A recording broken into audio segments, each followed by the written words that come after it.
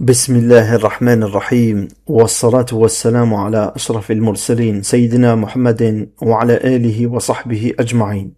أما بعد، السلام عليكم ورحمة الله تعالى وبركاته. معنا اليوم أحبابي في الله حلقة ورؤيا عن الإمام المهدي عليه السلام بعنوان رؤيا حاسمة: متى يظهر المهدي؟ عجبا. يقول الرأي: رأيت أني في غرفة ذات جدران بيضاء، كان رسول الله صلى الله عليه وسلم يجلس قريبا مني، فدار حديث بيني وبينه بالخواطر، لا أتذكر منه غير أني سألته: متى يظهر القمر؟ فقال: بعد سجدة النجم. وانتهت الرؤيا على ذلك.